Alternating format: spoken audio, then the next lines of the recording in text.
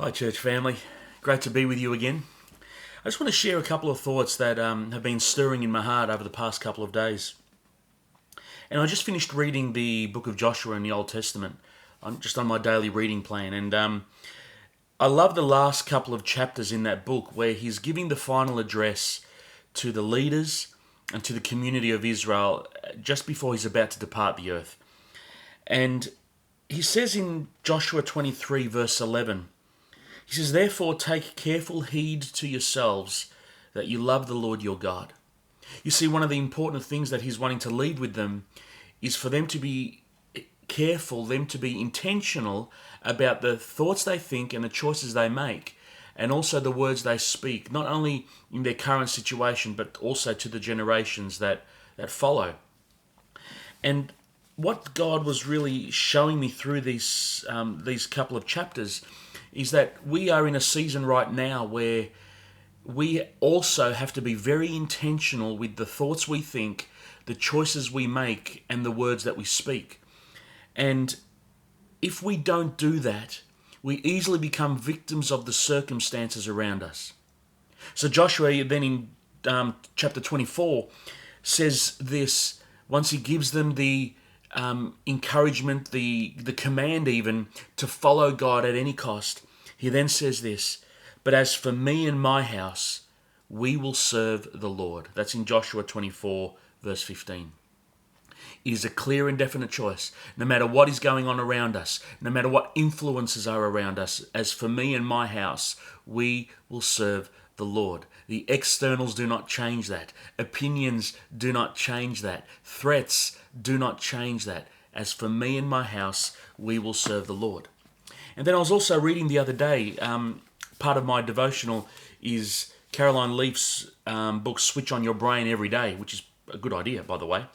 But on the devotional that I was reading, she said this. She says, "You cannot escape your thoughts because you have built them into your brain.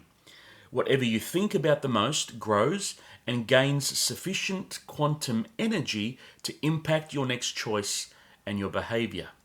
Again, pay attention to the thoughts you think.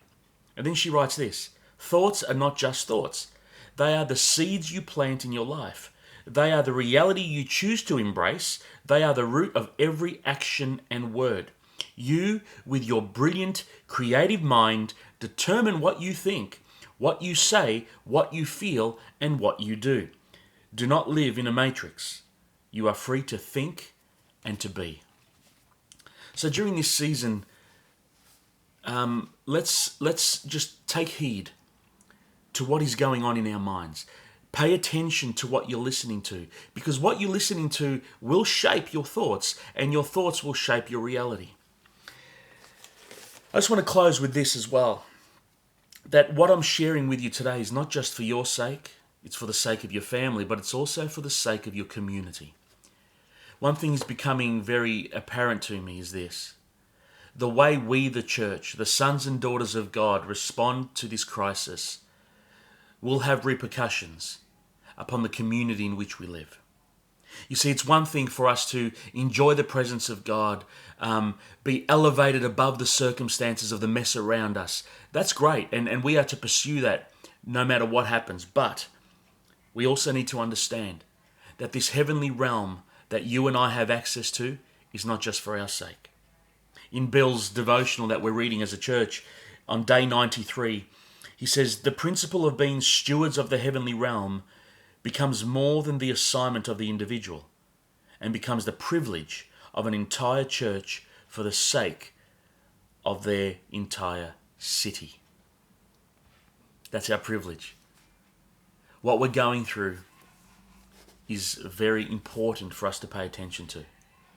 So as we go throughout this day and the coming days, weeks and months, I am so excited as to what God's going to do as you and I become very intentional in the way we think, speak, and behave. And you watch the fruit of this as we partner with God to see His kingdom come and His will be done on earth as it is in heaven.